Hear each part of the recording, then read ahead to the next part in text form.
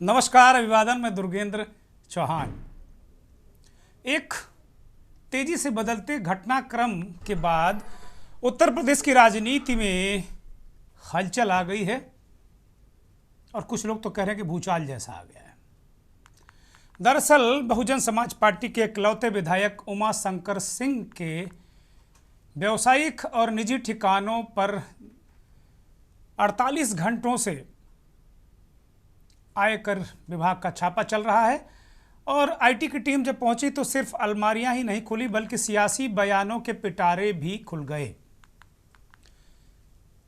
अगस्त 2025 की CAG report को आधार बनाकर हुई इस कार्रवाई में सोनभद्र के खनन से जुड़े 60 करोड़ के राजस्व नुकसान की बात कही जा रही है। 10 करोड़ कैश और बेनामी संपत्तियों की भी खबरें आ रही हैं। लेकिन खेल तब पलट गया जब योगी सरकार के स्वतंत्र प्रभार के राज्य मंत्री दिनेश प्रताप सिंह ने ही अपनी एजेंसियों के खिलाफ मोर्चा खोल दिया। अपनी मतलब भारतीय जनता पार्टी की सरकार है केंद्र में और राज्य में, और इनकम टैक्स डिपार्टमेंट केंद्र सरकार के अधीन आता है, वित्त मंत्रालय के अधीन आता है। और दिनेश प्रताप सिंह ने अपनी ही सरकार के अधीन वाली एजेंसियों के खिलाफ मोर्चा खोल दिया है। दिनेश प्रताप कहते हैं कि समधी बताए जाते हैं कि वो समधी हैं, उनके घर में रिश्तेदारी है दिनेश प्रताप की, बेटी ब्याही है। उन्होंने खुलकर कहा और ओन किया। और राजनीति में बहुत कम लोग ऐसे होते हैं, मैं दिनेश प्रताप की तारीफ करूंगा कि बहुत कम ऐसे लोग होते हैं जो इसको ओन करते हैं, नहीं भाग खड़े होते लोग। लेकिन दिनेश प्रताप सिंह ने डट कर मोर्चा लिया बीजेपी में रहते हुए अपनी सरकार की एजेंसियों के खिलाफ। और वो कह रहे हैं कि भाई जो व्यक्ति कैंसर की 4थी स्टेज पर हो, कम से कम उस व्यक्ति को कम से कम इलाज की मोहलत तो मिल जाए। उस व्यक्ति के घर में जो डॉक्टर नर्स लगे हैं वो तो जाने दिए जाएं। और ये कार्रवाई ऐसी नहीं कि इसको आगे पीछे नहीं किया जा सकता था। दिनेश प्रताप कहते हैं, उन्होंने बाकायदा प्रेस कॉन्फ्रेंस की और कहा कि भारतीय जनता पार्टी की जो सरकार है उसके अंडर में जो अधिकारी काम करते हैं, एक जो सिस्टम है उस सिस्टम में कुछ लोग ऐसे हैं जो दुश्मनी निभा रहे हैं। उनकी बात का आशय ही बहुजन समाज पार्टी की अध्यक्ष मायावती पिछले दिनों उमा शंकर सिंह को देखने उनके घर गई थी। मायावती कह रही कि यह मानवता के खिलाफ है, जबकि अखिलेश पूछ रहे हैं कि रेड सिर्फ विपक्ष के नेताओं के घर ही क्यों? क्या वाकई भ्रष्टाचार पर यह प्रहार है या फिर विपक्ष की आवाज़ दबाने का ये प्रयास है? तो आज मंथन में हम भी इस बात को पूछ रहे हैं कि ये वास्तव में है क्या। और इस रेट की तुलना 1980 यानी 80 के दशक में उत्तर प्रदेश के कानपुर में एक रेड हुई थी सरदार इंदर सिंह के यहाँ। कांग्रेस के कद्दावर नेता मेयर भी रहे वो, ऐसा कहा जाता है। रसूख था, सत्ता प्रतिष्ठान उनके हाथ में था। और उस रेड पर रेड फिल्म भी बनी है जिसके नायक अजय देवगन है। उसमें भी उसी तरीके से लोग गए थे, शादी का कार्ड वगैरह लेकर, जैसा बताते हैं। मैंने बहुत गहराई से फिल्म को तो नहीं देखा। और इसमें भी शादी का जो मोनोग्राम होता है दूल्हा दुल्हन का गाड़ियों में लगा हुआ, उसमें उस तरीके से जाकर रेड की है, उसी तरीके से। और यहाँ भी उस वक्त तो पता नहीं क्या भूचाल आया होगा, हमें पता नहीं, फिल्म ही देखकर हम बता सकते हैं या पुराने लोग बता सकते हैं। लेकिन अब इसको लेकर बयान है, भूचाल है। और अखिलेश चुटकी भी ले रहे हैं, योगी आदित्यनाथ की तरफ इशारा कि उनके विदेश जाने का इंतजार था। अखिलेश यादव कह रहे हैं कि दिल्ली और लखनऊ के बीच जो झंझट है उसमें उमा शंकर बलि का बकरा है। तो मंथन इसी पर बात।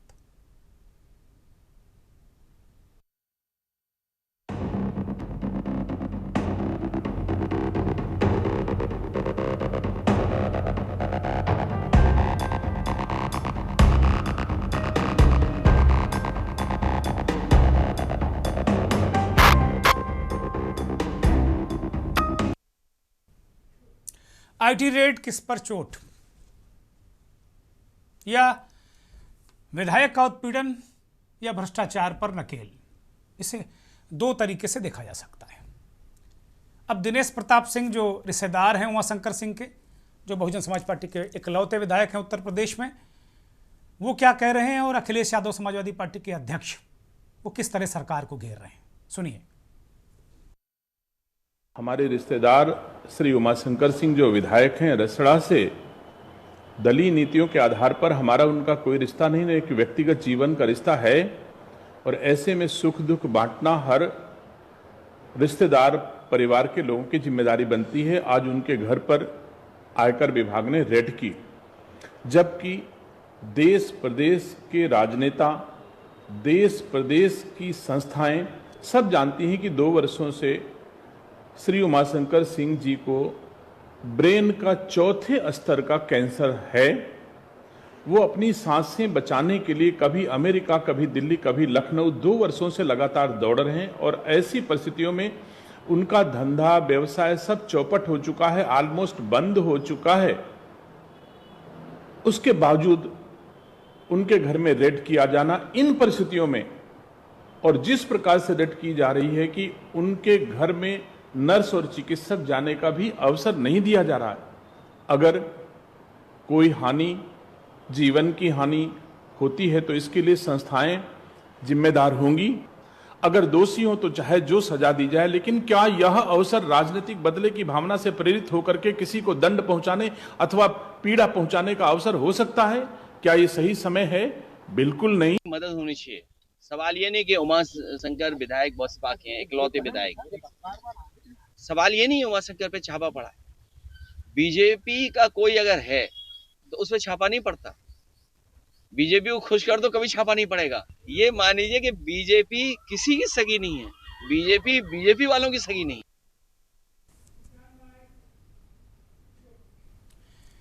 उमाशंकर सिंह के यहाँ छापा, अखिलेश यादव कह रहे हैं कि उनकी मदद होनी चाहिए। और राज्य मंत्री उत्तर प्रदेश सरकार में दिनेश प्रताप सिंह कह रहे हैं कि क्या ये अवसर है, और राजनीतिक बदले की भावना से ऐसा कतई नहीं होना चाहिए। अब भाजपा के नेता, सरकार के मंत्री ये कह रहे हैं कि उमाशंकर सिंह से जो कार्रवाई हो रही है राजनीतिक बदले की है। ये पूरा मसला डिकोड करने की जरूरत है। हालांकि लखनऊ में अलग अलग तरीके से लोग इसे डिकोड कर रहे हैं कि इसके पीछे क्या है। बहुत सारे लोग कह रहे हैं कि मौजूदा सरकार में भी उमाशंकर सिंह को बहुत सारे ठेके मिले हैं, बहुत सारी चीज़ें मिली हैं। मुझे इसका बहुत ज़्यादा ज्ञान है नहीं, और मैं इस तरह के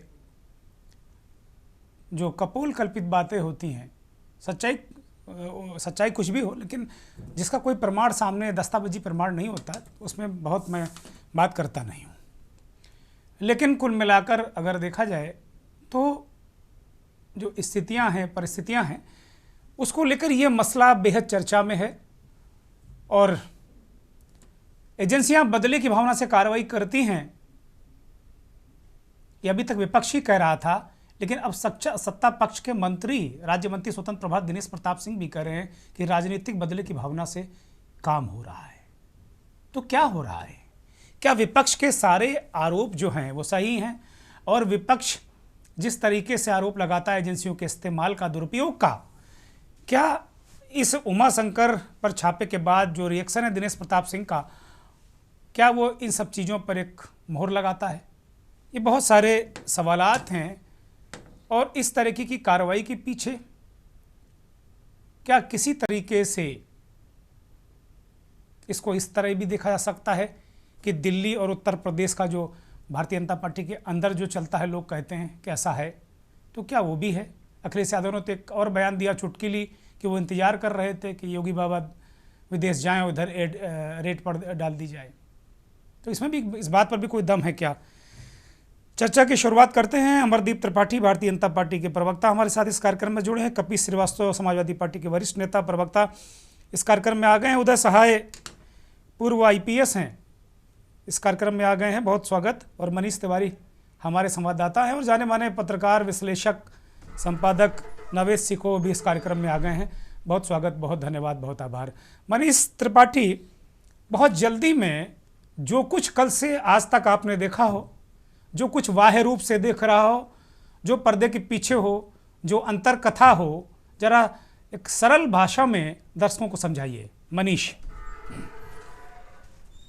इस प्रकार से बीएसपी के इकलौते विधायक उमाशंकर सिंह के कल घर पर जब छापेमारी की गई आईटी के द्वारा, तो सबसे पहले जो है उसकी जो अगर कह सकते हैं कि नाराजगी कह सकते हैं, जिस प्रकार से दिनेश प्रताप सिंह जो भारतीय जनता पार्टी के मंत्री हैं और सरकार में मंत्री हैं, उनके द्वारा जो है उन साफ तौर से ये कहा गया कि जिस प्रकार से वो बीमारी के दौर से चल रहे हैं और ऐसे वक्त में उनके घर पर छापे मारी करना बिल्कुल गलत था। जिस प्रकार फोर्थ स्टेज में उनकी कंडीशन है, उस कंडीशन के दौरान उनके 2 बार ऑपरेशन भी हो चुका है और ये छापेमारी बिल्कुल गलत है। उनके द्वारा जो है पूरी तरीके से इसका विरोध किया गया। वहीं पर अगर हम बहुजन समाजवादी पार्टी की सुप्रीमो मायावती की बात करें तो उनके द्वारा भी एक्स पर लिख करके जो है इसका पूरा तरीके से विरोध जताया गया। वहीं पर विपक्षी दलों में समाजवादी पार्टी के द्वारा अखिलेश यादव ने साफ तौर से बयान दिया कि अगर भारतीय जनता पार्टी से जुड़ा हुआ कोई नेता होता तो उसके घर पर छापेमारी नहीं होती। लेकिन इन सब कयासों, इन सब बयानों के बाद जो है लगातार कुछ यहाँ पर अलग चर्चाएं चल रही हैं। जिस प्रकार से मायावती के द्वारा जो है टिकट वितरण की जो शुरुआत की गई है वो भी ब्राह्मण समाज से, और आने वाले समय में जो है 50 ब्राह्मणों को जो है टिकट देने का उनके द्वारा, उनके पार्टी से जो सूत्रों के माध्यम से संदेश निकल रहा है। एक टिकट हालांकि उनके द्वारा कंफर्म कर दिया गया है।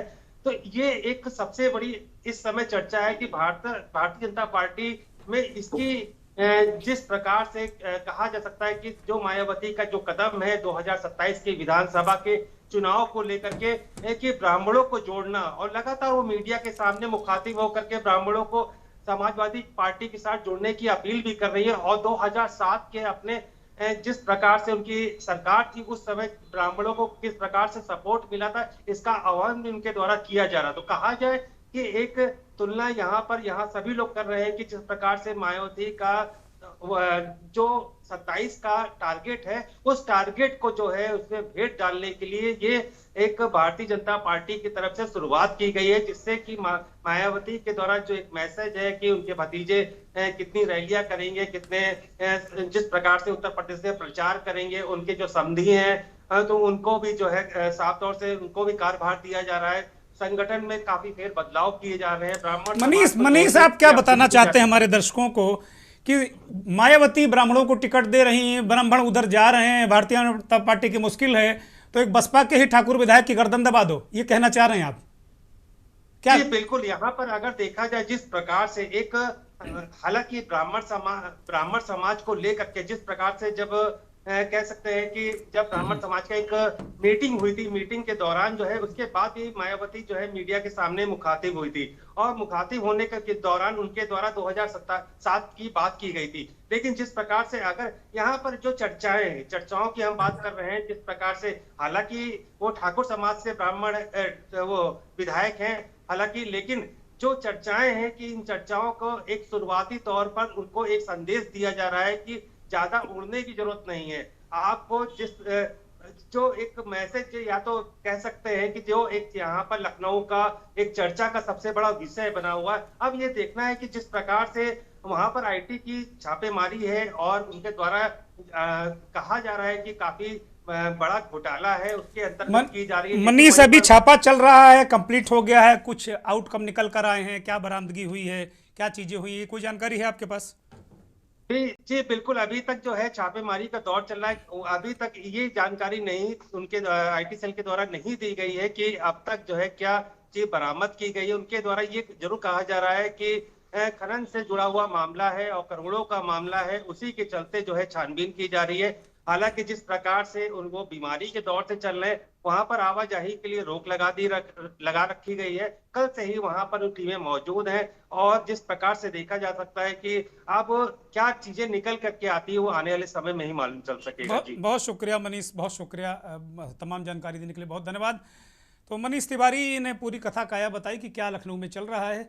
सीधे रुख करेंगे नवेद सिको का और ज़रा समझ लेते हैं। नवेद भाई बिटवीन द लाइन बहुत सारी चीज़ें पढ़ते रहते हैं और बहुत सारी चीज़ें इनके पास अलहदा भी होती हैं। तो नवेद भाई, इस पूरे प्रकरण में जो मनीष कुछ कह गया, मुझे लगता है मनीष कुछ सकुचा रहे थे, हिचकिचा रहे थे कहने में, वो ज़रा साफ साफ बताइए आप दर्शकों को, मसला क्या है?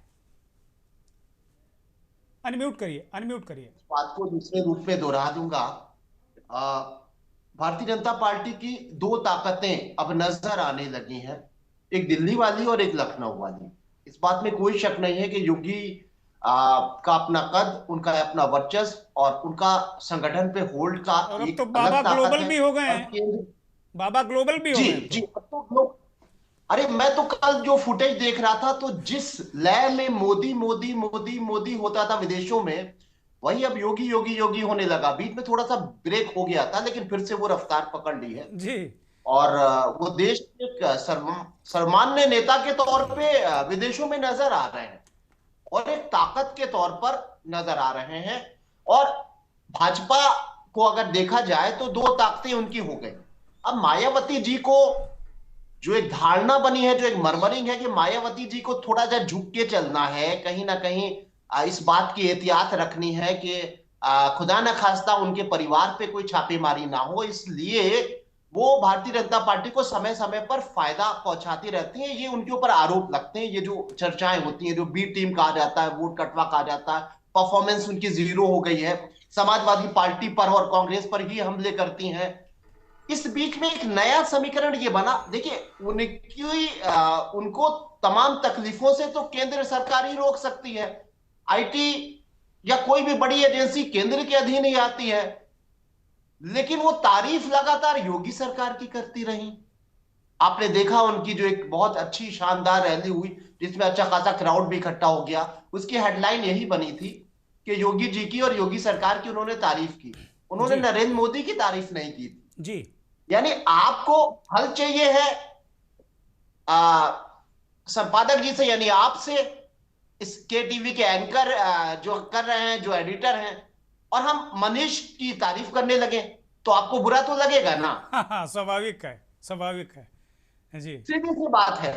तो कहीं ना कहीं मायावती जी का जो है ट्यूनिंग उत्तर प्रदेश की योगी सरकार से बहुत अच्छी बन गई, बहुत अच्छी बन गई। और जो इकलौता उनका विधायक है, उसके बारे में एक खुली हुई बात है कि उनको बसपा का विधायक कम, बल्कि जो भी जितने साल तक वो विधायक के तौर पर जो उनकी उपस्थिति नजर आती है या सदन में वो नजर आए, हालांकि वो बीमार है, लेकिन जब जो भी सक्रियता उनकी नजर आई, जब जब आई, तो वो कभी सरकार के खिलाफ किसी भी तौर पे नजर नहीं आए।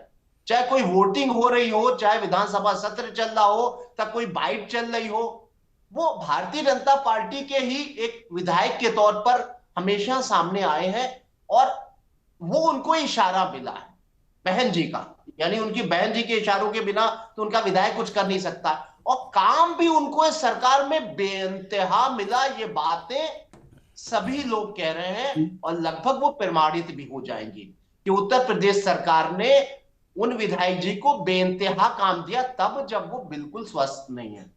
वो स्वस्थ हो, सभी लोग कामना कर रहे हैं, मैं भी कामना करता हूं कि बहुत जल्दी स्वस्थ हों, लेकिन बीमारी की हालत के बाद भी उनकी कंपनी, उनकी फर्म, मुझे नहीं पता, जो भी हो, लेकिन उनको काम लगातार उत्तर प्रदेश सरकार दे रही है। यानी योगी सरकार के साथ जो मेहरबानी है, वो उसको एक ब्रेक लगाने के लिए कहीं ना कहीं से ऊपर से दबाव आता है, और बीमारी के आलम में भी बहुत सख्ती से छापेमारी होती है।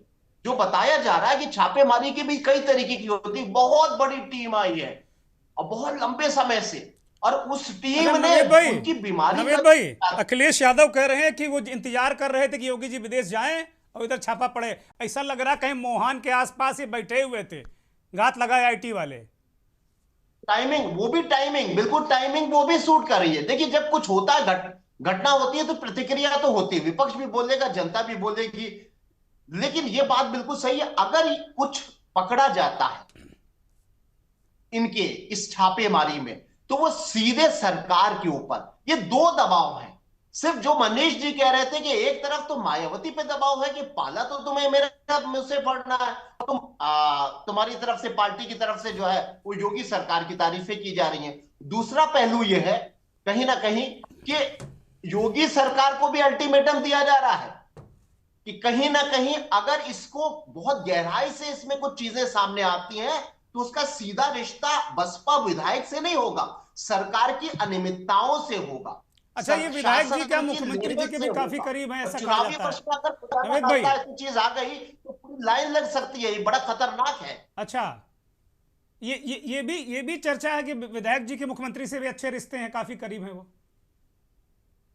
हाँ बिल्कुल, मैंने कहा तो हम लोग तो हाउस कवर करते हैं, और हर एक सत्र में जो उनका रवैया है, जो एटीट्यूड है, जो उनका बयान है, जिस तरीके से भी लोकसभा अध्यक्ष आए थे, एक विशेष सत्र हुआ था, उसमें उन्होंने पूरे शहर में होर्डिंग्स और पेजवन विज्ञापन जारी करवाए थे अपने मद में, अपने पैसे पर, जिसमें योगी जी का, उत्तर प्रदेश की सरकार का चित्रण था। जाहिर सी बात है कि एक विशेष सत्र हुआ था, ओम बिरला जी आए थे, आपको जी याद होगा, जी कुछ दिन जी पहले ही, जी जी ये जी बजट सत्र से पहले ही। जी उसमें इनके इकलौते बसपा की तरफ से विज्ञापन जारी हुए थे, और इस सरकार में जो ये विशेष सत्र हुआ था जिसमें ओम बिरला जी का स्वागत हुआ था, इसकी तरफ से, सत्ता की तरफ से, सूचना विभाग की तरफ से जितना विज्ञापन जारी हुआ था, उससे लगभग उसके बराबर एक विधायक ने जारी किया था अपने फंड से।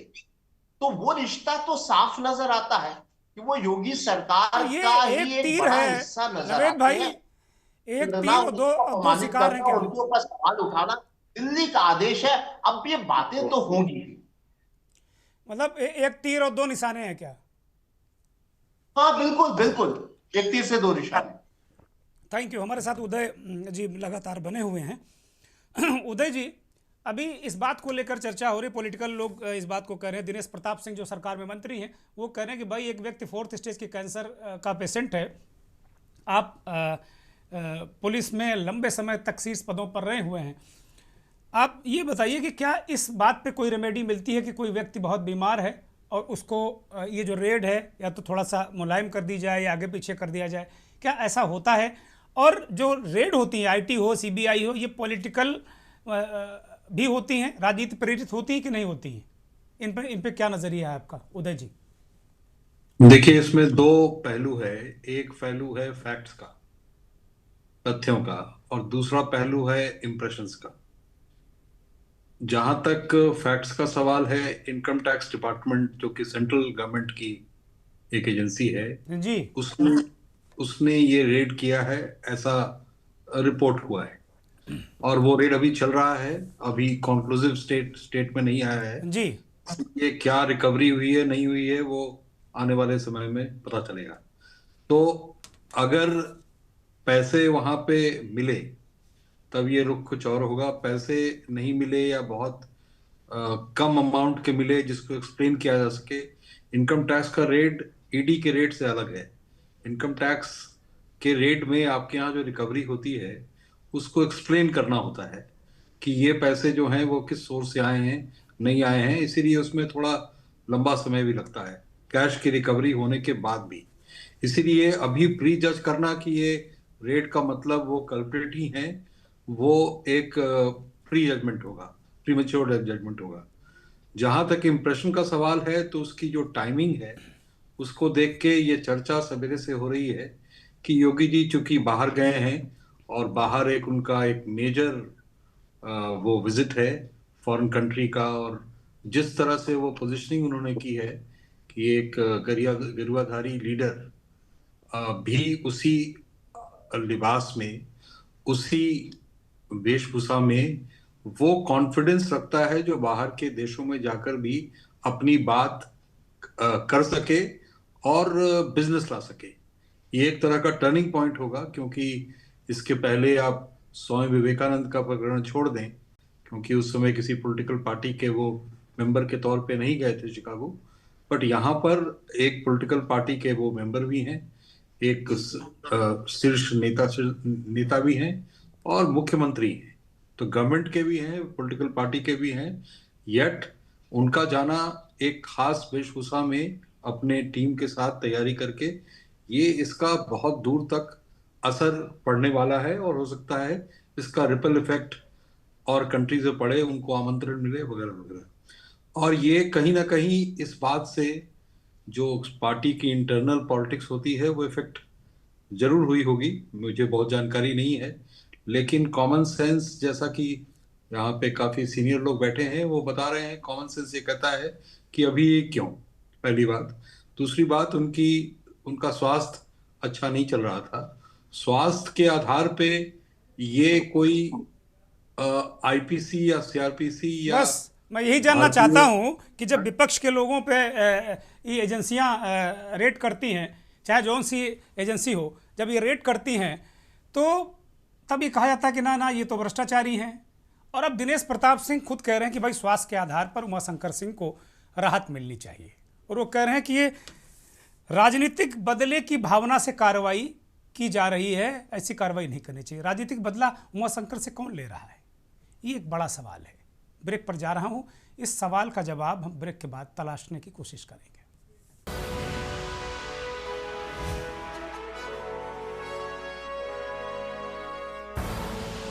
आप देख रहे हैं के न्यूज, खबरों का सारथी।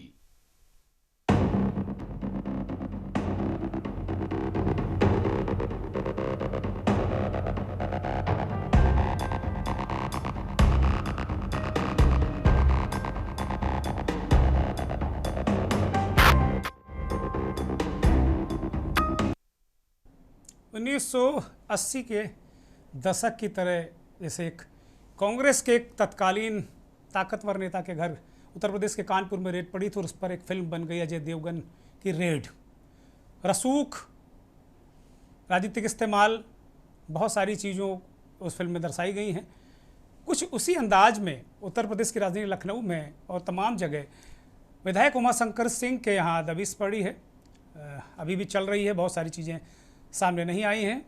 आईटी रेड की ये चोट किसे है, इसे हम डिकोड करने की कोशिश कर रहे हैं। ब्रेक से पहले तमाम मेहमानों ने इस बात को कहा है। सीधे भारतीय जनता पार्टी की नेता की तरफ रुख करते हैं। अमरदीप त्रिपाठी प्रवक्ता जुड़े हुए हैं। अमरदीप भाई, ये आपकी सरकार के राज्य मंत्री स्वतंत्र प्रभार दिनेश प्रताप सिंह किसे कह रहे हैं राजनीतिक बदले की भावना? वो कौन बदला ले रहा है? भाई अखिलेश यादव तो बदला लेने आएंगे नहीं, उनकी सरकार तो है नहीं कि भाई सपा बसपा की लड़ाई हो गई है और अखिलेश यादव ने आईटी भेज दी हो, राजनीतिक बदले की भावना। ये क्या क्या चल क्या रहा है अंदर अंदर? ये अब तो कुछ छुपा है नहीं। अमरदीप, बिल्कुल ठीक। देखिए चौहान साहब, बिल्कुल आप ठीक कह रहे हैं। देखिए पहले तो बसपा के जो विधायक उमाशंकर सिंह जी है, जो कैंसर से पीड़ित है, जो बहुत अस्वस्थ है, निश्चित रूप से हमारे और पूरे पार्टी के तरफ से, भारतीय जनता पार्टी के तरफ से उनके लिए हम लोगों का जो है सिंपैथी है और हम चाहते हैं कि उनका अच्छा इलाज हो, स्वस्थ हो, ईश्वर उनको अच्छा स्वस्थ प्रदान करे। हम सभी की शुभकामनाएं, हम सभी की शुभकामनाएं हैं कि वो स्वस्थ हों। सभी की शुभकामनाएं हैं जी, स्वस्थ हो। लेकिन देखिए जो आयकर विभाग है, इनकम टैक्स है, एक स्वतंत्र रूप से कार्य करने वाली संस्था है सरकार की, वो अपने तरीके से कार्य कर रही है। अब जब कोई इनकम टैक्स का या ईडी का छापा होता है तो विपक्ष के लोग का यही दोषारोपण। अरे महाराज, विपक्ष कहाँ है? इसमें तो सत्ता ही पक्ष है। हम सोच रहे थे कि ना बोले आज हम कुछ। सत्ता पक्ष ही कह रहा है कि राजनीतिक बदले की भावना है। विपक्ष तो छोड़ दो, विपक्ष तो कह नहीं रहा, विपक्ष चुटकी ले रहा है, चुटकी। वो कह रहा है कि बाबा जी वहां गए और यहाँ दबिश पड़ गई। अखिलेश यादव कह रहे हैं कि ये किसी के सगे नहीं है। एक सरिया वाले का भी नाम लिया, उन्होंने कहा वो चंदा देता था, उसी को चाप दिया दर के। अखिलेश जी, चौहान साहब, अब देखिए जो हमारे मंत्री हैं अब आप देखो अमरदीप भाई, माफ करना, बहुत आप शालीन और अच्छे व्यक्ति हैं।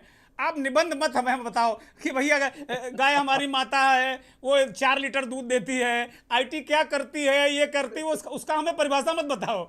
अब ये बताओ कि दिनेश प्रताप सिंह किसके लिए कह रहे हैं? और वो कह रहे हैं जो तंत्र में घुसे हुए लोग हैं वो सब गड़बड़ कर रहे हैं। वो सीधे किसी आका को नहीं कह पा रहे हैं, वो कह रहे हैं जो तंत्र में, सिस्टम में। अरे बेचारे ये जो आईटी के लोग हैं ये तो किसी के इशारे पर चलते होंगे। हमारे पास 2 पूर्व आईपीएस अधिकारी हैं, अभी इनसे हम पूछेंगे, इनको सब पता रहता है कहाँ कहाँ क्या क्या चलता है। महेश कुमार मिश्रा जी बहुत ही वरिष्ठ आईपीएस अधिकारी रहे हैं, हमारे साथ जुड़ गए हैं। बहुत स्वागत महेश जी आपका। बोलिए अमरदीप त्रिपाठी। देखिए चौहान साहब, जो दिनेश सिंह जी मंत्री हैं पार्टी में, जो है सरकार में मंत्री हैं, भारतीय जनता पार्टी के जो है गद्दावर नेता है, अगर उन्होंने इस बात का कहा, उस बात को कह रहे हैं कि जो है ये दूसरी बातें कह रहे हैं, तो एक बात पहले समझने की जरूरत है। देखिए उनके रिश्तेदार भी हैं।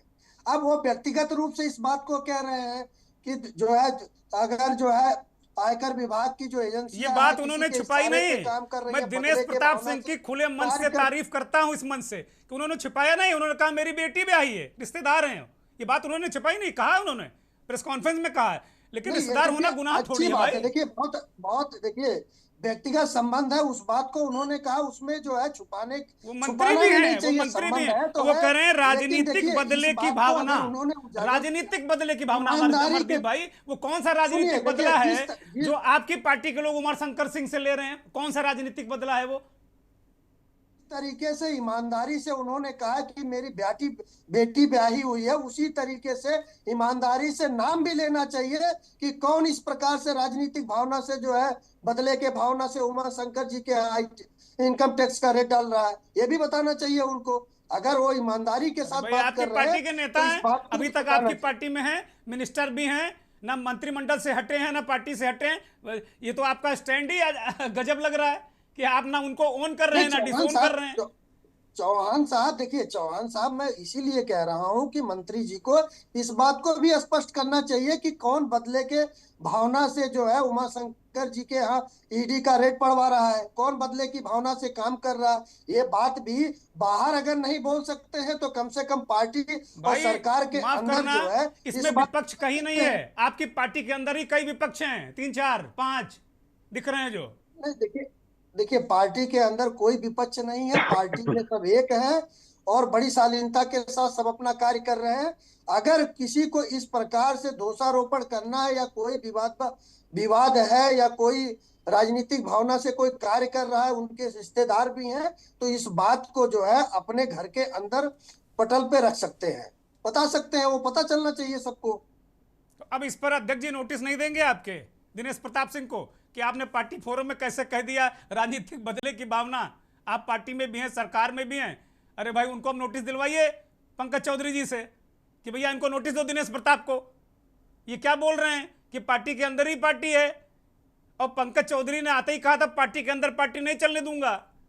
तो ये तो गजबे है ना। आपको किसी विपक्ष की जरूरत नहीं मुझे लगता अब उत्तर प्रदेश में। नहीं, देखिए, पार्टी के अंदर पार्टी तो बिल्कुल नहीं चल पाएगी, क्योंकि प्रदेश अध्यक्ष जी ने बहुत क्लियर कहा था सब लोगों को एक जो है डोर में बांध कर काम करना है, जो जिसका दायित्व निर्धारित कर दिया गया उसको काम करना है। लेकिन इस प्रकार से अगर कोई चीज निकल के आती है किसी मंत्री के द्वारा तो निश्चित रूप से इस चीज को पूछा अच्छा, जाएगा उमा पार्टी शंकर अध्यक्ष कैसे के आदमी द्वारा। है? अमरदीप ये बताओ, मैं उमा शंकर कैसे आदमी है? जैसे आपने हमको आईटी की परिभाषा बताई, वैसे हम उमा शंकर की परिभाषा पूछ रहे हैं आपसे, वो कैसे आदमी? नहीं, अच्छे आदमी है, निश्चित रूप से अच्छे आदमी है, 3 बार से विधायक है। आज वो अस्वस्थ है, हमारी शुभकामनाएं, हम भी चाहते हैं वो स्वस्थ रहे, ऐसे में उत्तर उनके प्रदेश घर में की रेड होनी राजनीति में चाहिए कि रहे। नहीं होनी चाहिए? ऐसे में उनके घर में रेड होनी चाहिए कि नहीं जो आदमी कैंसर की 4th स्टेज में हो उसके घर रेड होनी चाहिए? नहीं, देखिए, ये देखिए स्वतंत्र रूप से कार्य करने वाली संस्था है। अगर किसी के घर पे, तो हमारे घर पर अगर मैं अस्वस्थ हूं, अगर हमारे घर पे 10 करोड़ रुपया अगर किसी के द्वारा पता चलता है तो निश्चित रूप से रेड होगा। अगर इस प्रकार से कोई चीज बाहर निकल के आती है तो निश्चित रूप से कार्रवाई होगी। अगर नहीं निकल के आती है तो उस पर चर्चा आगे किया जाएगा। Thank you. तो कपिल श्रीवास्तव जी, अब आपके नेताजी चुटकी ले रहे हैं और लगातार वो बात को कह रहे हैं कि भाई ये किसी के सगे नहीं है, लेकिन आप लोग भी कोई मौका छोड़ते नहीं हैं। आपने भी, आपकी पार्टी ने, आपके नेता ने भी उमा शंकर जी के प्रति सहृदयता दिखाई है कि भाई उनके साथ ऐसी हरकत नहीं होनी चाहिए। और आपके नेता ने तो ये कहा कि ये तो किसी के सगे नहीं, भाई ये तो छोड़ते नहीं किसी को। अगर भाजपा में नहीं हो तो समझो फिर कल्याण नहीं है आपका, आप जी नहीं पाओगे। कपिल श्रीवास्तव देखिए चौहान साहब जी, कहीं पे निगाहें और कहीं पर निशाना। अच्छा, कुछ आप लग रहा है कुछ खास बताने वाले हैं दर्शकों को हमारे, बोलिए। कहीं पे निगाहें हैं और कहीं पे निशाना है जी, ठीक है। और जनता को कहीं कुछ नहीं बताना। अच्छा, वाह, क्या बात है, बोलिए। और बात इस चीज की है कि 2 इंजन आमने सामने लग गए। अच्छा, और ये बात से मैं सहमत हूं विपक्ष की, अब भाजपा को कोई जरूरत नहीं। मैं भी आपकी बात कर रहा हूं जी। और ये पिछले 3 सालों से 3.5 सालों से कशमकश सामने आ रहा है। केंद्र से मोदी जी का चेहरा इनके वेबसाइट से गायब हो जाना और तमाम। और जिन सरिया वाले साहब की आप बात कर रहे थे, मैं उसी शहर में रहता, बात तो आप समझ ही गए होंगे कि हम सब जाने सवाल से। तो इसमें कहीं दो राय नहीं है, कहीं पर निगाहें, कहीं पर निशाना है। अगर योगी आदित्यनाथ ये बाहर ना होते तो शायद आज ये छापा ना होता। अच्छा, क्यों भाई, क्यों नहीं होता? हम बताओ भैया, क्यों नहीं होता ये कपीस भाई? योगी जी कोई आईटी को तो कंट्रोल करते नहीं है, और ऐसा तो है नहीं कि ममता बनर्जी हैं फोर्स लगा के आईटी को गिरफ्तार करवा लेते, ऐसा तो है नहीं। कोई बात नहीं, चौहान साहब उनको आ जाने दीजिए। उत्तर प्रदेश की पुलिस आपको दिल्ली में छापे मारते हुए मिल जाए। अच्छा, अब मिलेगी तो कहिए, मिल जाएगी, बहुत जल्दी मिलेगी, क्योंकि एक्शन का रिएक्शन जो है योगी जी तुरंत करते हैं। वो भी उनके समाज के लोगों पर हाथ डाल दिया है जिन पर उनकी इतनी अब आप लोग बस समाज में आ जाते हो। अरे भैया, कौन सा गुनाह है अगर वो क्षत्रिय कुल में पैदा हो गए? कपीस भाई, वो तो संत है, संत की कोई जाति नहीं होती। बोलिए। तो संत जी कहते तो हैं कि मुझे तो क्षत्रिय होने पे गर्व है। अच्छी बात है, आपको श्रीवास्तव होने पे गर्व होना चाहिए, दुबे जी को दुबे होने पे गर्व होना चाहिए, उसमें क्या बात? कहते हैं दिस देश जाति में जन्म लिया, बलिदान उसी पर हो जाए। हम लोगों ने संन्यास नहीं लिया सर, हम लोग शुद्ध सामाजिक लोग हैं और राजनीतिक लोग हैं। हमारी धर्म भी है, हमारी जाति भी है। माला नहीं जप रहे, राजनीति वो भी कर रहे हैं, उत्तर प्रदेश के मुख्यमंत्री हैं, माला थोड़ी जप रहे हैं, राजनीति कर रहे हैं। मैं बार बार निवेदन कर रहा हूं कि जब एक समाज के लोग उठते बैठते हैं, उनके विधायक सहभोज करते हैं तो कोई नोटिस नहीं होती, और दूसरे करते हैं तो होती है। अच्छा, इसी पर रहिए, अभी इसी पर रहिए, इस प्रकरण पर रहिए, जरा बोलिए इस पे। वो ये प्रकरण भी उसी से जुड़ा हुआ है। बोलिए। दोनों इंजन की आमने सामने की टक्कर है, और जो केंद्र का इंजन है उसके भी 2-3 लोग यहाँ पर हैं जिनको सब जानकारी होती। अच्छा, और मैं आपको बार बार इस बात को कह रहा हूं कि जायसवाल साहब भले बसपा के विधायक थे, वो निश्चित रूप से बहुत अच्छे इंसान है, सबसे पटती है उनकी, क्योंकि एक व्यापारी जायसवाल कहाँ है? उमाशंकर सिंह, नहीं, सॉरी, उमाशंकर सिंह की बात कर रहे हैं, जायसवाल नहीं। हमको लगता है कोई जायसवाल भी नापा जाने वाला है क्या विधायक? और नवेद भाई पता करो कौन जायसवाल है, ये भी कुछ लाए अंदर से लग रहा है, जायसवाल भी जाएगा। बोलो भाई। नप जाएंगे अगर वो मठ की ओर झुकाव पाएंगे, नप जाएंगे। लेकिन मैं आपको एक बात कह रहा हूं कि इसमें कहीं दो राय नहीं है कि उमाशंकर सिंह साहब जो बसपा से एकमात्र विधायक हैं, उनकी उत्तर प्रदेश की सबसे बड़ी ठेकेदारी दी गई है, इसमें कहीं दो राय। और गोरखपुर में तो लगभग जितनी रोडें बन रही, जितनी चौड़ीकरण में बन रही है, जितने चौड़ीकरण के नाले बन रहे हैं, कई हजार करोड़ का प्रोजेक्ट उनको समर्पित है। और मैं ये बिल्कुल नहीं कह रहा हूं कि वो अंडू इन्फ्लुएंस से समर्पित है, भाई हो सकता है उन्होंने सबसे कम का टेंडर दिया, मैं इस बात पे जाना नहीं चाहता, लेकिन ये सच्चाई है कि उनको सबसे ज्यादा उत्तर प्रदेश के अंदर जो है टेंडर प्राप्त। और दूसरी चीज आपको मैं ये भी कह रहा हूं कि आप ईडी और आईडी इसकी इनकम टैक्स की रेट उठाकर देख लीजिए, 96% विपक्षी दलों पे पड़ती है, और बसपा के एकमात्र वो विधायक है, बसपा के एकमात्र विधायक है, साफ हो जाएंगे। और आप एक चीज और देखिए ना कि मायावती जी जब थोड़ा सा सांस लेना चाहती हैं, उन्होंने कहा कि हम रैली करेंगे, अपने भतीजे को भेजेंगे, तो मैंने आपको बार बार कहा कि एक तीर से कई निशाने, और कहीं पे निगाह, कहीं ये बात फिट नहीं बैठती। अब मायावती कह रहे हैं कि हम रैली करेंगे तो 27 में योगी का नुकसान होगा, तो जब आप जिस इंजन की बात कर रहे हैं तो उसका चुनाव तो 29 में है ना? तो अब अभी इसी चर्चा में लोग कह रहे हैं कि मायावती जी योगी की तारीफ करती हैं, ये क्या उलझा क्या मामला है कपीस भाई? इसको जरा सीधा करो।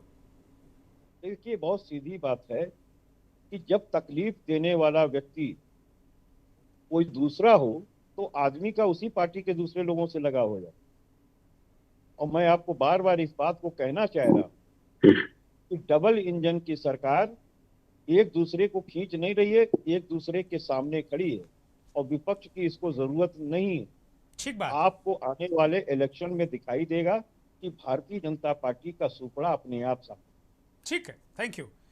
महेश जी की तरफ जाएंगे। महेश मिश्रा वरिष्ठ IPS अधिकारी रहे हमारे साथ जुड़े। महेश जी, अभी चूंकि इस पूरे प्रकरण में बार बार ये कहा जा रहा है कि राजनीतिक बदले की भावना से कार्रवाई की गई, आप पुलिस अधिकारी रहे हैं, तमाम जगह आप तैनात रहे होंगे, तमाम जगह इस तरह करते रहे होंगे, तमाम छापों का भी हिस्सा रहे होंगे आप, एक समझदार और जिम्मेदार नागरिक भी हैं। क्या किसी को कोई बीमार है, इस पर कोई एजेंसियां कोई छूट दे सकती हैं क्या, या कोई राजनीतिक रूप से इस्तेमाल होते रहे हैं अधिकारी, एजेंसियां, इस तरह के कोई आपके पास कभी इनपुट आया है कि साहब इसको जरा निपटा दो? देखिए, मेरे कैरियर में तो ऐसा कोई इनपुट नहीं आया है कि इसको निपटा दीजिए, क्योंकि यदि कभी आया तो मैंने रेसिस्ट किया तो उसका मुझे परिणाम भुगतना पड़ा। अच्छा। 36 साल की नौकरी में 50 ट्रांसफर हुए मेरे, जी। तो उसके लिए कोई फर्क नहीं पड़ता। आप जो हैं वो रहेंगे आप, लेकिन आपकी जवाबदेही आपके लिए तो है, किसी के लिए हो ना हो, लेकिन आपके स्वयं के लिए जवाबदेही है। यदि आप पॉलिटिकली मोटिवेटेड जो उनके एजेंडाज हैं, यदि आप उनको पूरा करेंगे तो डेफिनेटली आपके ऊपर टैग लगेगा कि आप इसके आदमी हैं, आप उसके आदमी हैं, आप इस गवर्नमेंट के हैं, उस गवर्नमेंट की, इस पर टैगिंग हो जाती है। और पुलिस अफसर को खासतौर से, पुलिस अफसर क्या, एनी ऑफिसर, एनी ब्यूरोक्रेट, चाहे वो किसी डिपार्टमेंट का हो, इस तरह की टैगिंग में नहीं उलझना चाहिए, अदरवाइज वो सफर करता है। मेरा अपना मानना है, जो आपने पूछा है कि क्या उमाशंकर सिंह जी टर्मिनली इल है, 4th स्टेज कैंसर है और बचने की संभावना क्षीण है, तो क्या स्थिति में रेड हो सकती है, नहीं हो सकती है? देखिए, ये रेड है इनकम टैक्स डिपार्टमेंट की फॉर सर्च एंड सीजर। उनके पास डेफिनेटली इनपुट होगा कि कुछ अनडिस्क्लोज्ड इनकम है, कुछ एसेट्स की खरीदारी है, बेनामी एसेट्स हैं या वैल्यूएबल्स हैं जिसका कोई अकाउंट फॉर नहीं है। क्योंकि यदि जैसा कि कपिल जी कह रहे थे कि वो बहुत बड़े कॉन्ट्रैक्टर हैं और उनके पास काफी एक लार्ज चंक कहना चाहिए, एक रेवेन्यू, मतलब एक अच्छे खासे एरिया में उनका वो है, वर्चस्व है ठेकेदारी का। तो होता क्या है कि इस ठेकेदारी के कार्य में राइवलरी होती है। तो मुझे नहीं लगता, क्योंकि इनकम टैक्स एक्ट में कोई प्रोविजन नहीं है कि वो रेड नहीं कर सकते, रेड कर सकते हैं बिल्कुल। लेकिन हाँ, ये बात जरूर है कि अथॉरिटीज जो है वो यदि पाती है कि जिसके यहाँ रेड हो रही है वो टर्मिनली इल है या मेडिकली अनफिट है, तो वो मेडिकल अथॉरिटीज को कॉल कर सकती है। They can call the medical authorities. और यदि किसी फैमिली मेंबर को कोई दिक्कत है तो ही can file a petition in the court of law. जी। वो इस पिटीशन को फाइल कर सकता है कि साहब इसमें मॉडिफाई होना चाहिए। और जो रेड है, देखिए रेड क्या है, रेड सर्च एंड सीजर है। उनके पास इनपुट है कि साहब इतने करोड़ का, 10 करोड़, 50 करोड़, 100 करोड़ का कारोबार हुआ जिसका अनअकाउंटेड मनी है, ये अनअकाउंटेड है, ये इन्होंने अभी हवाला नहीं दिया। इनकम रिटर्न भरते होंगे डेफिनेटली, जब इतने बड़े ठेकेदार है तो रिटर्न भी भरते होंगे। तो जब एसेट्स की खरीदारी, क्योंकि अब एसेट्स का मिलना और एसेट्स की खरीदारी जो है यदि डिस्प्रोपोर्शनेट है आपकी इनकम से, तब इनकम टैक्स के कान खड़े होते हैं। और उनकी भी अपनी, ऐसा नहीं, उनकी भी अपनी विजिलेंस है, उनकी भी अपनी इंटेलिजेंस है जो इस बात को फीडबैक देती है। अब प्रिंसिपल कमिश्नर जो इनकम टैक्स हैं या कमिश्नर इनकम टैक्स, उन्होंने डेफिनेटली इनको वारंट दिया होगा, अथॉरिटी दी होगी, इस टीम को, टीम कॉन्स्टिट्यूट हुई और वो वहां पर पहुंची बलिया पर, और उन्होंने उनके घर पर रेड की। रेड में ये है कि वो इंस्पेक्ट करेंगे, सारी प्रॉपर्टी वो इंस्पेक्ट करेंगे, ताले भी तोड़ सकते हैं, वो सारे डॉक्यूमेंट सर्च कर सकते हैं, वैल्यूएबल्स को, और जो भी सोना चांदी और जो भी कैश जो भी उनको मिलता है तो उसको वो सीज कर सकते हैं। तो सर्च एंड सीजर प्रोसीजर है ये। तो मेरा अपना मानना है, क्योंकि अभी 2 दिन रेड हो गए हैं और अभी तक कोई ऐसी खबर नहीं आई है, मैंने आज कभी अखबार पढ़ा था कि साहब उमाशंकर सिंह का रेड हुई और 10 करोड़, 20 करोड़, 50 करोड़ कैश मिले, जैसे अक्सर लोगों के पड़ती है और मिलती है, खबर आती है, दूसरे दिन के नोट गिनने की मशीन मंगाई गई और ये, और मतलब इस तरह का एक भूखा खड़ा हो जाता है। तो वो अभी तक कुछ ऐसा आया नहीं है, ऐसा निकल के। तो मैं अब पॉलिटिकली तो मैं क्या है क्या नहीं है तो नहीं मैं कह सकता, लेकिन जहां तक मेरा मानना है कि इसमें नंबर 1, इनकम टैक्स की रेड होना उमाशंकर जी किया, वो डेफिनेटली कोई इनपुट इनकम टैक्स अथॉरिटी से पास रहा होगा, नंबर 1। नंबर 2 कि उनकी अथॉरिटीज का जो एसओपी है, जो स्टैंडर्ड ऑपरेटिंग प्रोसीजर है, जिस तरीके से वो सर्च एंड सीजर पर रेड करते हैं, तो क्या कोई वायलेट हुआ? क्योंकि देखिए उनके साथ लेडीज ऑफिसर्स भी होती है, क्योंकि लेडीज भी जहां रेड हो रही है वहां लेडीज मौजूद है, तो कोई बदमजगी ना हो, कोई बदतमीजी ना हो, कोई ऐसी, क्योंकि सर्च उनकी भी होती है, सर्च इन पर्सन आप सर्च कर सकते हैं, फिजिकली सर्च कर सकते हैं आप। तो महिला की सर्च कोई पुरुष तो कर सकता है, पुरुष महिला ही करेगी और इन प्राइवेसी करेगी। तो ये सब चीजें जो स्टैंडर्ड ऑपरेटिंग प्रोसीजर है उसमें सब देखी जाती है। यदि किसी को कोई शिकायत है तो ही can approach the court of law, कोई पिटीशन फाइल कर सकता है, any family member whether present in the house और नॉट, जी। और अब रहा उनके ऑफिस का कि भाई यहाँ ऑफिस, वहाँ ऑफिस, यहाँ पर इनका कारोबार होता है, यहाँ कारोबार होता है, तो वहां पर वो they are searching for documents, they are searching for laptop, they are searching for digital record, digital evidence. अब अरेस्ट किसी की अभी तक हुई नहीं है, क्योंकि अरेस्ट अभी किसी की हुई नहीं है, और ना ही किसी का कोई ऐसा कनाइवेंस या किसी का ऐसा कंसीलमेंट ऑफ प्रॉपर्टी में भी हो जाता है। कंसीलमेंट आप कर रहे हैं, कंसील कर रहे हैं आप इनकम, अपनी इनकम को, अपनी प्रॉपर्टी को। तो मेरा अपना मानना यह है कि ये पॉलिटिकली अब मोटिवेटेड है या नहीं, ये तो मैं नहीं कह सकता, लेकिन मैं इतना कह सकता हूं कि ये प्रोफेशनल या बिजनेस राइवलरी हो सकती है। This much I can say, thank you. कि बिजनेस राइवलरी हो सकती है। और जैसा कबीर जी ने कहा कि डिफरेंट ग्रुप्स होते हैं, डिफरेंट फैक्शंस होते हैं किसी भी पॉलिटिकल पार्टी, कोई पॉलिटिकल पार्टी में प्रेशर ग्रुप्स होते हैं, तो वो कुछ हो सकता है ऐसा। अदरवाइज वैसे इनकम टैक्स अथॉरिटी किसी के कहने पर या किसी के प्रेशर में, जहां तक मैं समझता हूँ, और अपनी बात मैं गलत रहा हूँ, मैं गलत भी हो सकता हूँ, लेकिन मेरा अपना मानना है कि ऐसे हल्के पने से हाथ नहीं रखेगी। यदि हाथ रखेगी तो देखिए कुछ भी हो, जिसका रेड हो रही है तो ही कैन गो एनीवेयर, जी कहीं भी जा जी सकता है। जी, थैंक यू। विजय दुबे के तरफ हम चलते हैं, चूँकि चर्चा बहुत महत्वपूर्ण मोड़ पर पहुंच चुकी। विप्लव चौधरी बसपा की नुमाइंदगी करने के लिए इस कार्यक्रम में आ चुके हैं, बहुत स्वागत। विजय दुबे साहब, ये पूरा जो अवध की भाषा में करें लफद्दर चल रहा है लखनऊ में, क्या है लफद्दर ये पूरा? जी दुर्गेश जी, असल में कुछ दिनों पहले बहन जी ने एक घोषणा करी। जी। बहन जी ने कहा साहब कि हम इस बार अकेले ताल ठोकेंगे मैदान में। अभी तक वो किसी की जो है बी टीम हुआ करती थी, तो भाई जिसकी बी टीम होते थे पहले, जब वो ये कहेंगे साहब हम तो बी नहीं रहेंगे आपके, तो अगले को परेशानी तो होगी ही बड़ी। पहले तो मैनेज हो जाता था गेम, लेकिन अब गेम मैनेज करने में दिक्कत होगी उसको।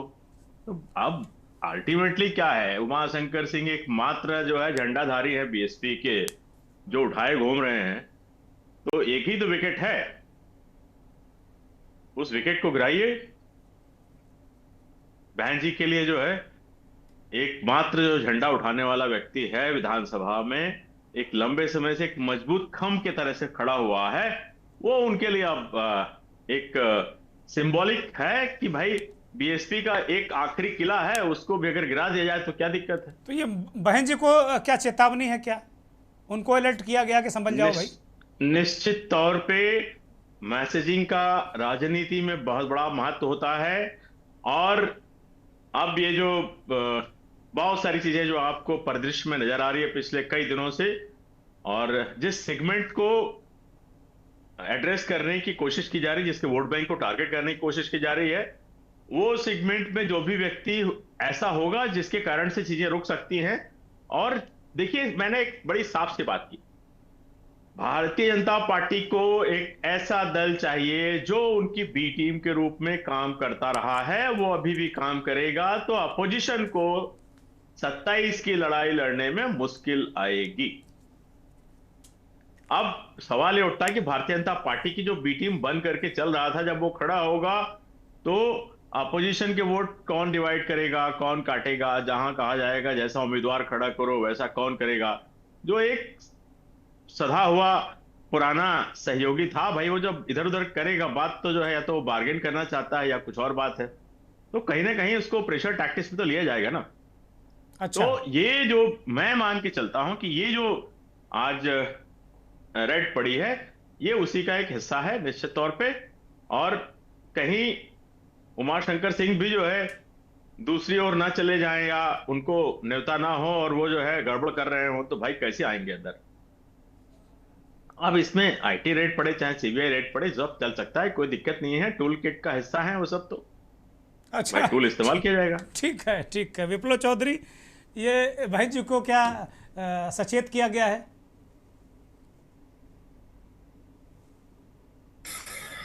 एकमात्र बसपा विधायक इतना गंभीर कार्यक्रम रखा, उसके लिए हम आपका बहुत धन्यवाद देते हैं। दुर्गेंद्र जी, इस समय जो है शंकर सिंह जी और उनका परिवार है, बसपा के एक मध्य प्रदेश की भारतीय जनता पार्टी, जो भी लोग हैं जिस तरह से कर रहे हैं, व्यवहार कर रहे हैं एक पीड़ित के साथ, वो बहुत ही दुर्भाग्यवश है।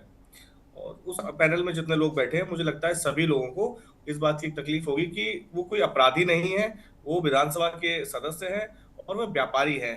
व्यापारी के घर पे ठीक है, एक अगर पैसे की कोई भी बात है, लेन देन है, अगर इस तरह की कोई भी चीजें होती हैं तो एक तरीके से सौम्य तरीके से उसकी जांच की जा सकती है, और यदि फिर भी उसमें कोई अनर्गल और कुछ गलत नहीं मिलता है तो उसके लिए कौन जिम्मेदार होगा? एक व्यक्ति जो अपने जीवन के इतने इतने कठिन दौर से गुजर रहा है उस पर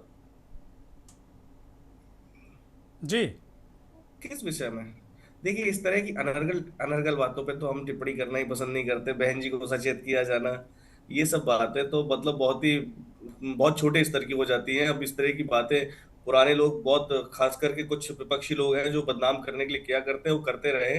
चूंकि क्या होता है, जब किसी के विषय में आप अच्छी बात नहीं कर पाते तो इस तरह की ठीक है, बकवास तो बहुत समय से होती आ रही है। ठीक है। और बहन जी अगर बी टीम ही होती तो समाजवादी पार्टी सिमट गई होती, तो खाता भी नहीं खुलता समाजवादी पार्टी का। अगर बसपा ने बी टीम का ही पूरा काम कर लिया होता तो ये जो भी दल हैं, जो भी लोग हैं, सिर्फ समाजवादी पार्टी की बात नहीं, जो भी ठीक लोग है। बसपा को बी टीम और बहन जी को सचेत होने जैसी बातें करते हैं, ये बिल्कुल निराधार और ये बकवास खोरी है ना। सम्मान के साथ इस बात कहता हूँ कि इस तरह की बकवास की बातें कोई भी ना किया करे, ये बिल्कुल। ठीक और है। अगर बहन जी को सचेत करने जैसी स्थिति है, बहन जी को सचेत करने जैसी स्थिति है, तो बहुत छोटी सी बात कह रहा हूँ कि अभी जो 1-2 दिन पहले मेरठ में घटना हुई है, जिसमें माननीय मुख्यमंत्री योगी आदित्यनाथ जी को वेट कराया गया है, माननीय प्रधानमंत्री जी ने जहाज से नहीं उतरे जब तक उनके प्रदेश अध्यक्ष पंकज चौधरी जी नहीं आ गए, तो वह अपने अपने घरों को पहले देखें कि उनके घरों आप में लोग क्या चल बड़ा रहा है। भारतीय माइन्यूट जनता वॉच पार्टी करते की हो, सबके घरों में ताक झांक रखते हो सारे लोग, ये ठीक बात है। आप ठीक इस बात बात है। को ऑब्जर्व करें। ठीक बात और है। इसको ये देखिए, तो भारतीय नवेद जनता भाई पार्टी हमारा की बात- हमारा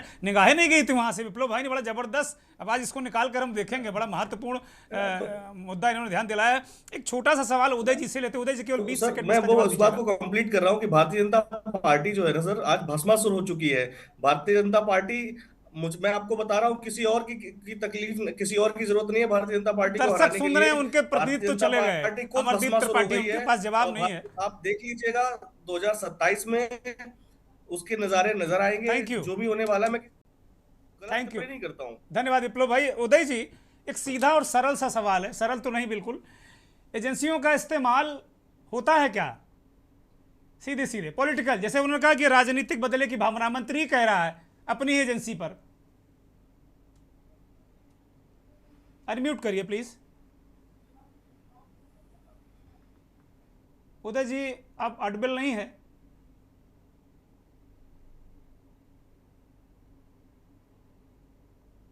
नहीं, हम सुन नहीं पा रहे आपको।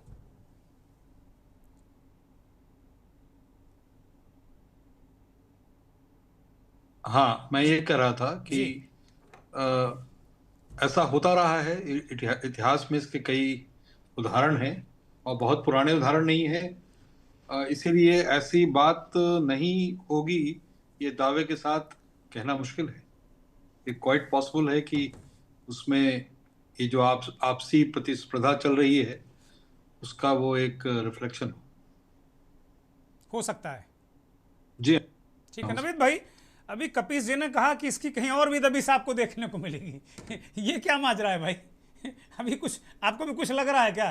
ये कह रहे दिल्ली में भी दबिश पड़ सकती है। नहीं, ये बोल रहे हैं कि काउंटर दबिश वहां पड़ सकती है।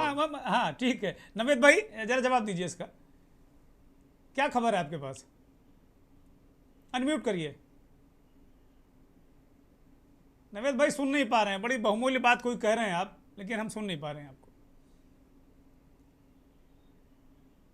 नहीं, अभी भी नहीं, कुछ गड़बड़ है मामला। अभी आप हाँ, अभी आप म्यूट हैं, आप प्लीज अनम्यूट कर लें।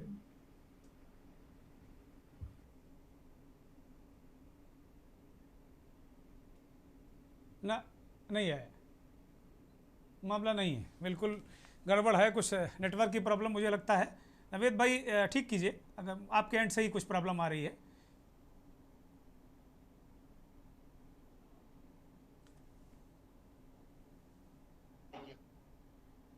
नहीं जी जी जी हाँ, देखिए एक चीज को सबको समझना पड़ेगा, और ये सब लोग समझते हैं, कोई भी कार्रवाई चाहे इनकम टैक्स की हो, चाहे कोई एफआईआर हो, या खास तौर से जनप्रतिनिधि, राजनीतिक व्यक्ति हो, नौकरशाह हो, या कोई बड़ी हस्ती हो, किसी भी एजेंसी में इतनी हैसियत नहीं है वो कार्रवाई करे या एफआईआर करे या छापेमारी करे। ये बात तो तय है कि वो एजेंसी अगर केंद्र के अधीन है तो केंद्रीय सत्ता का पॉलिटिकल फैसला होगा तभी छापेमारी होगी। और अगर स्टेट एजेंसी है, उत्तर प्रदेश की पुलिस है, तो वो किसी के ऊपर, किसी बड़े आदमी के ऊपर एफआईआर कतई नहीं लिख सकती। किसी चर्चित व्यक्ति के खिलाफ कोई एफआईआर नहीं हो सकती जब तक मुख्यमंत्री के संज्ञान मामला ना आए और उधर से ना हो। और जो इनपुट्स की बात कही गई ना, इनपुट्स वगैरह पहले से ही तय होता है। शिकायतकर्ता भी पूरे सजे हुए होते हैं शोरूम में सरकारों के पास। मुझे लगता है नेटवर्क गड़बड़ है और वक्त भी खत्म हो चुका है। बहुत बहुत शुक्रिया, बहुत बहुत धन्यवाद। लेकिन आखिरी बात जो नवेद भाई की हम सुन पाए, वो कह रहे हैं कि जो शिकायत करता है वो सरकारों के शोरूम में सजे होते हैं। बोले ये वाला तुम चले जाओ, ये वाला तुम चले जाओ, जिसकी गर्दन दबानी होती है। अब उमाशंकर का मामला क्या है, बेहतर उमाशंकर जानते हैं और जो इसके स्टेक होल्डर हैं वो जानते हैं। लेकिन अगर उनके परिवार के साथ कोई मिसबिहेव हो रहा है तो ये नहीं होना चाहिए। वो बहुत कठिन दौर से गुजर रहे हैं। अब आपस में देखना ये होगा कि भारतीय जनता पार्टी इस मसले को कैसे निपटाती है। नमस्कार।